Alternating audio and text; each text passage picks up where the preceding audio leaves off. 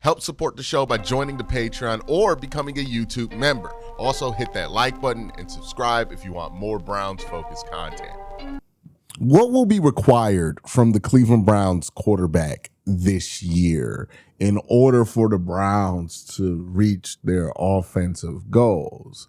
That's a big question that I don't think we've discussed enough. We've discussed some of the more superficial parts of this quarterback conversation, who's going to be it, who deserves to get a shot, who should be traded for. But what are the goals for whoever it is that becomes the starter? Because that's going to be what matters. You know, whatever number, whatever guy's starting, you know, they're going to have expectations and goals that they need to reach.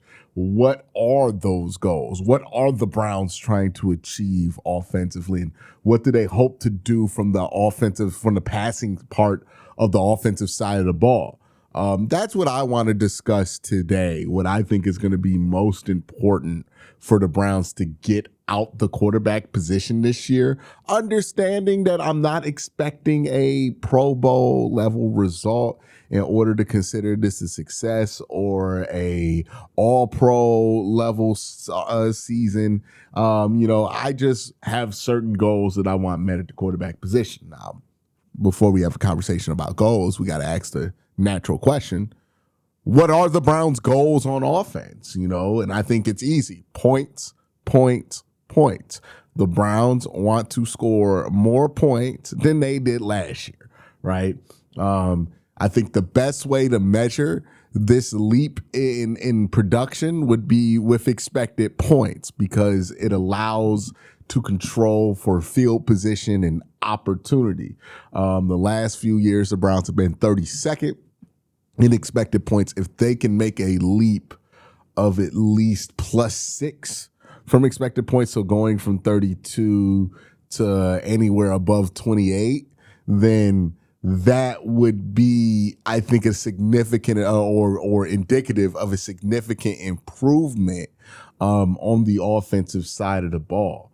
So I think that's really what we're going to be focused on, is points for the Cleveland Browns, the offense's ability to score. Now, obviously, the run game is going to be a huge part of that. I think it's going to be the main part of the offense, right? Like, I think the goal, if you're the Browns offense, is to feel comfortable enough about the run game to say to yourself going into next offseason that it is a legitimate pillar to success for this Cleveland Browns team, right? We want to walk away from the end of this season saying, yeah, we have a legitimately good to great run game.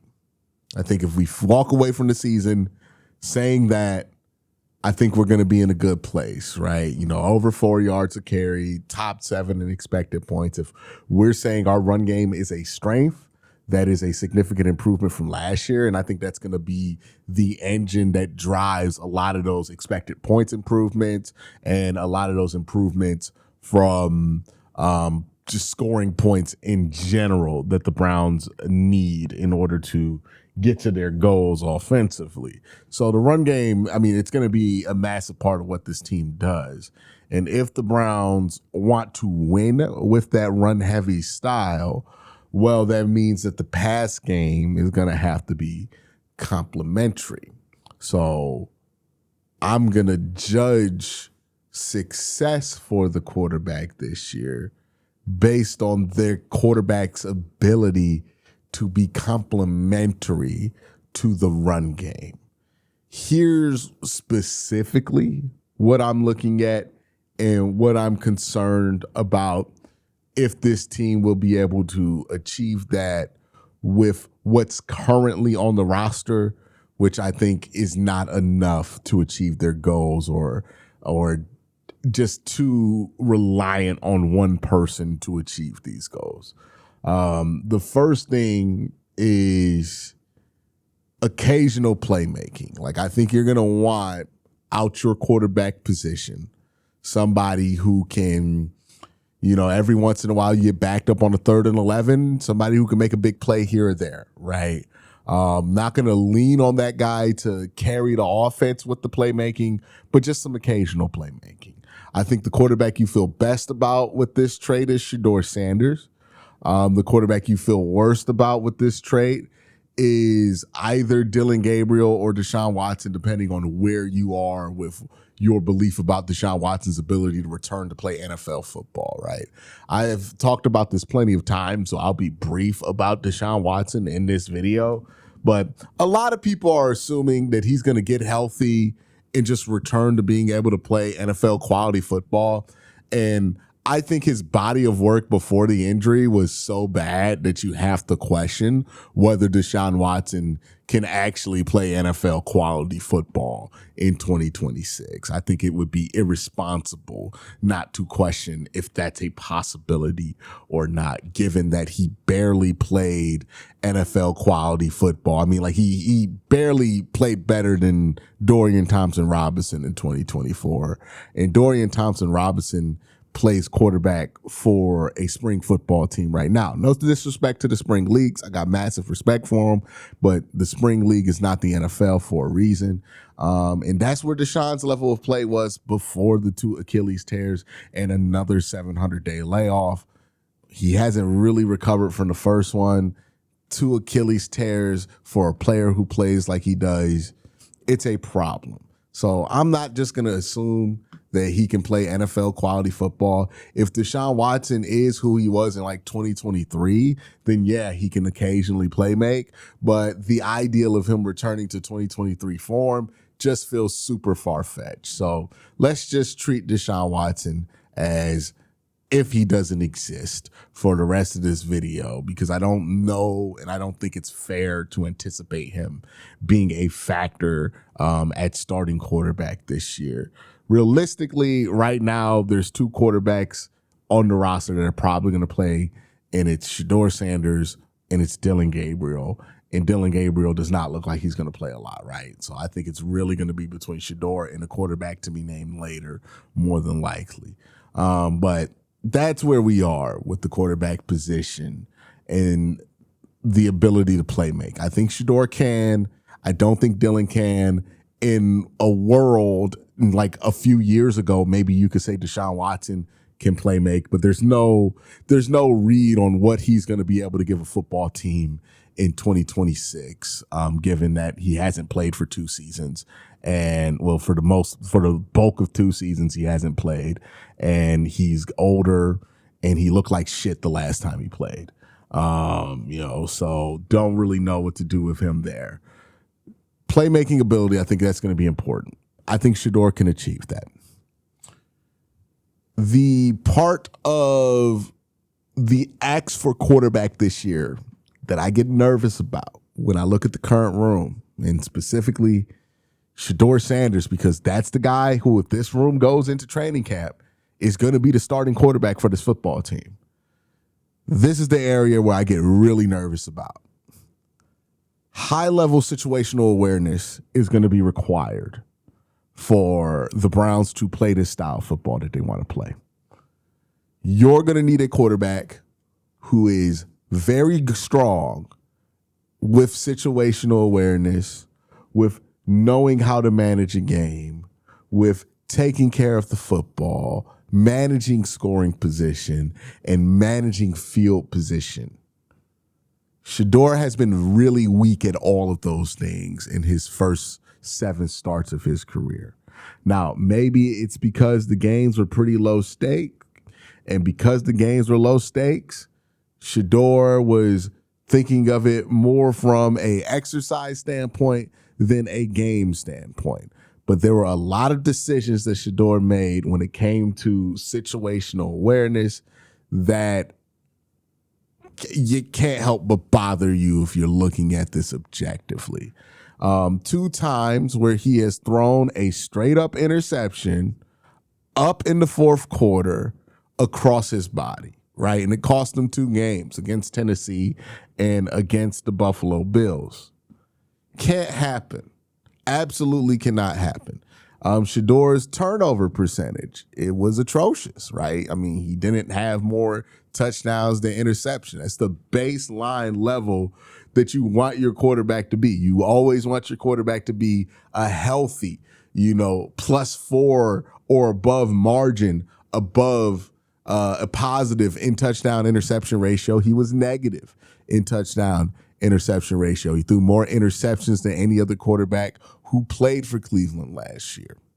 So the ability to take care of the football, being aware of field position, protecting scoring position. Shedeur has a tendency to take really bad, really costly sacks. If he does those things, right? If he's still capable of making those wild throws and he does the occasional playmaking and makes a throw to Isaiah Bond here and there that makes everybody get all excited on social media, but he's not doing the high level situational awareness stuff, he's not going to be the starting quarterback for the whole season.